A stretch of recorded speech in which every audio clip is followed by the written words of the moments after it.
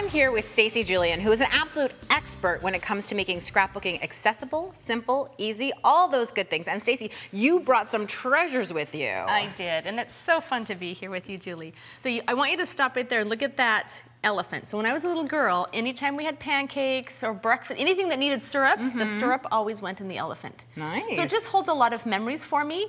And I wanted to make an album, a theme album, that documents and kind of celebrates all, 10, not all of my treasures, but 10 of my personal treasures, tells the stories behind them so that no one will throw this stuff away, right? I think that's a great idea. Let's be honest, don't throw that away. That's important to me. Things that have sentimental value, and I often think it's the objects in our lives, that are so fabulous. And I know you're working on, it's a small format album, right? What size is this? This is an 8x8 album. Okay. They're readily available, and I just love it because it's not overwhelming. But this doesn't look like a page to me. That is not yet done. So let me have you come over here.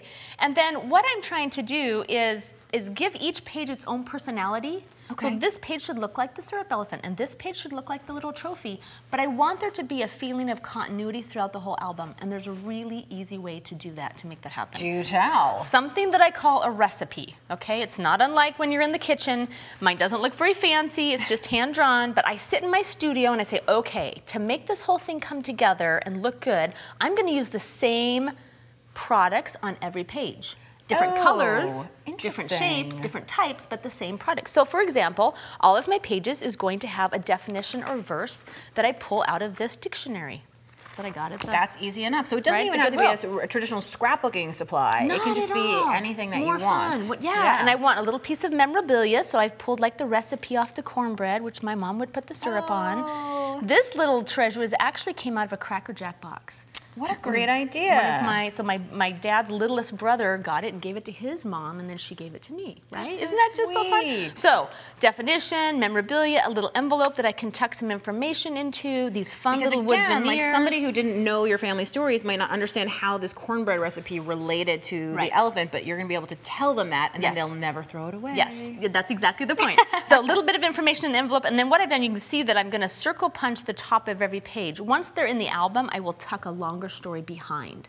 Does that make sense? So it's easy to pull out. Yeah, that's interesting. And you know what? When your elephant picture's on Antiques Roadshow, it'll have its provenance. Exactly, right? To show the documentation. Exactly, so that's cool. right. So you've used a circle punch, but only half the circle punch. And it just creates a little tab, so it makes it easier. It's right at the top of the page protector, pulls out, easy read. So that's the recipe, and then this is where it gets really fun, because what's the color that you think of when you think of personal treasures? Gold, I guess, right? Pirate's booty. That was the right answer. So to tie the whole thing together, I have a selection of gold products. So once each page is built, then I go and I find a couple of these gold words to add, okay, to each page. These are sequins, and I'm sure that people know that. Right, but did you know that, you just pull them off, and I drop them in my little cup there. You know, I have lost sequins by accident, but I've never actually purposely pulled them off. But that's a great idea. It's a great way to get sequins exactly the color that you want. Exactly. And then look, there's actually gold thread, and so I just stitch little sequins on, and then I can take gold paint there. That's one of my favorite things to do. Yes. Because then at the very end, I just take my little sponge brush, dip it in gold paint, and you can see I just paint around the edges. So I have a question. When you paint the edges, do you paint it down against the table, or do you hold it up? Totally hold it up like this, and I'm so into like practicing imperfection. I just don't even worry about it. It just goes all the way around the page. That's very cool. So I want to talk about the rest of your recipe just for a second, because would you mind going down the recipe and then showing us exactly how that coordinates with what you have here? Yes. So the 1 or 2 photos. So I've got a small and a big photo, the definition or verse, and so for this one I looked up syrup. Okay. Oh, and you just circled it like with a pencil or something. Yeah, this one is Cracker Jack. And then the memorabilia is, again, the recipe that I cut off the side of the box, and the little Cracker Jack pieces, the little envelope here, and this is not, it's a different kind of envelope, but again, hidden journaling. It's interesting because, again, you've used that circular shape that sort of ties it all together. You are a designer. See, I know this. It's so for fun.